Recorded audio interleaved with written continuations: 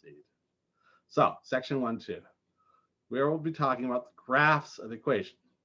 The graph of an equation in two variables is a set of points with coordinates x by y, where x and y fit the equation. Now, here are two simple ones. Y equals a constant. Well, its graph, the graph for that equation consists of a horizontal line at height k. The equation x equals k is a vertical line at moved to the right or left by k units. Here's the equation y equals x. Generally, the thing to do with these is to make a graph of table of values. So when x is 0, 1, 2, y is 0, 1, 2. When x is negative 1, negative 2, then y is negative 1, negative 2. You graph those 5 points. Here's 0 by 0, here's 1 by 1, here's 2 by 2, here's negative 1 by negative 1, here's negative 2 by negative 2. That's 5 points on the on the graph. That's only a finite number. I mean, ideas in the whole idea of a graph is there's infinitely many points on it, but this is a good enough approximation because it's fairly clear that the graph consists of this diagonal line. So that's the graph of this equation. Y equals x squared. Okay, we let x be, to make a table with x being various values from negative 2, negative 1, negative a half, 0, a half, 1, and 2. And you get values of y, 4, 1, a quarter, 0, a quarter, 1, and 4. Here's the point 0 by 0, a half by a quarter, 1 by 1, 2 by 4, minus a half by a quarter, minus 1 by 1, minus 2 by 4. And I plot these 7 points, which are only 7 out of an infinity of points, but I recognize this as a U-shaped graph called a parabola. A parabola is the curve you see on the cable of the Golden Gate Bridge.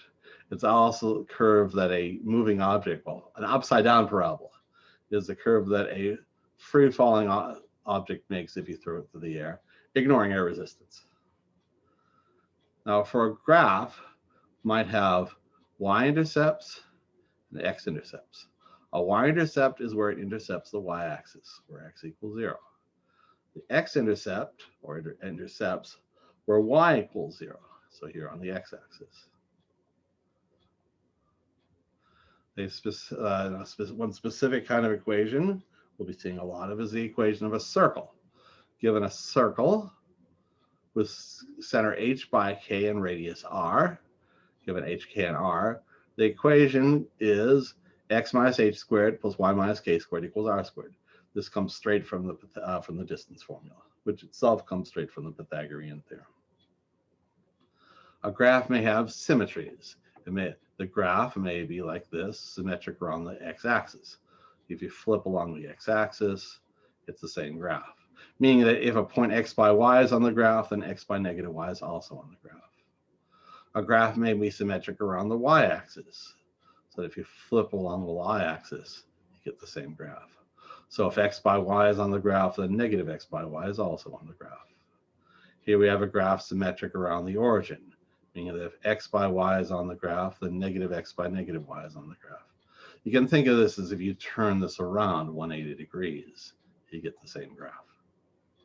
So here's some examples. They asked the graph y equals 1 minus x squared. All right, so choose various values of x, and that's really up to you. So negative 2, negative 1, 0, 1, 2.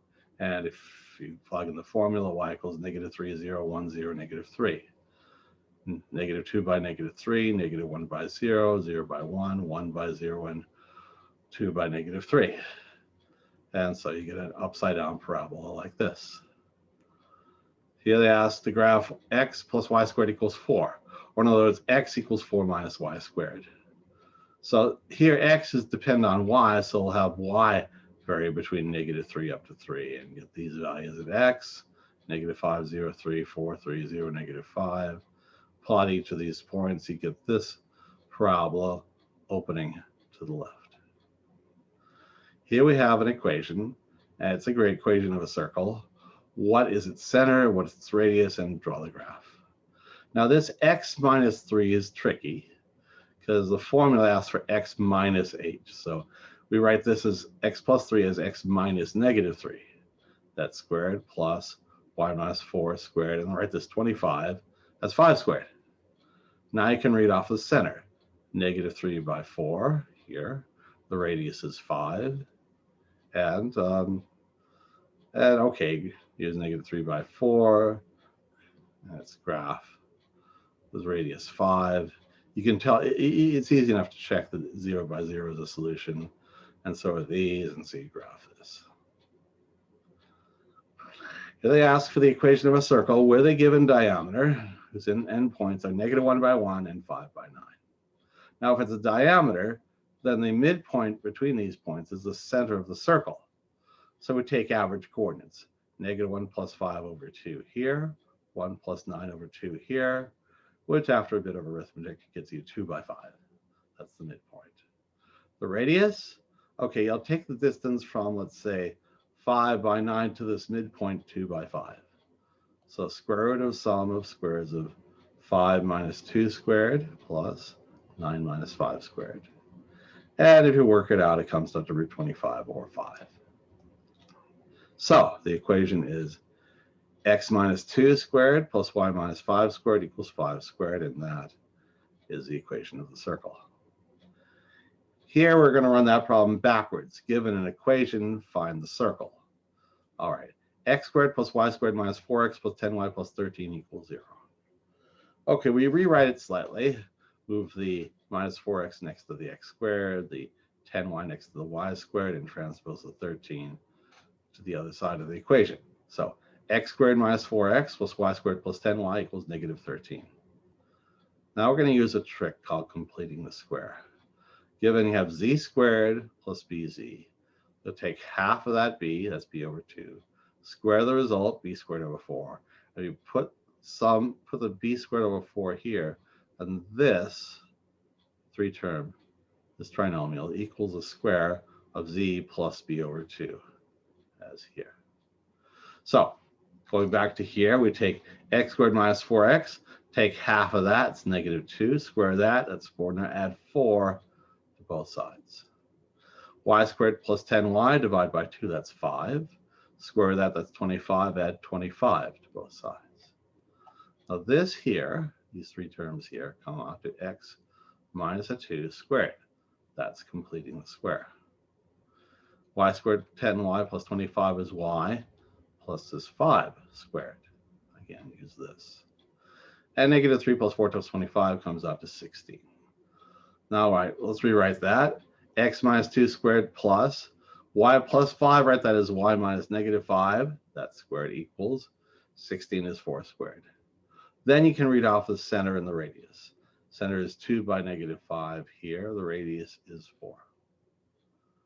So that's what circle it is, with this center and this radius. Here they asked, oh dear. You know what? I need to change. I made an error. There need to be square signs here and here. Okay, which is this? To page 7, y minus 2 squared, y minus 14 squared. Clear error on my part, I get honked. All right, but anyhow, so I'll change that in the canvas. This should be a square, and this should be a square. What's this? Do these circles intersect? Well, the center of this circle is 0 by 2, and the radius is root 4, which is 2. Here the center is 5 by 14, and the radius is root 9, which is 3. All right, well, if you take these circles intersect, if the centers are closer than the sum of the two radii. If it's further apart, then the circles miss each other entirely.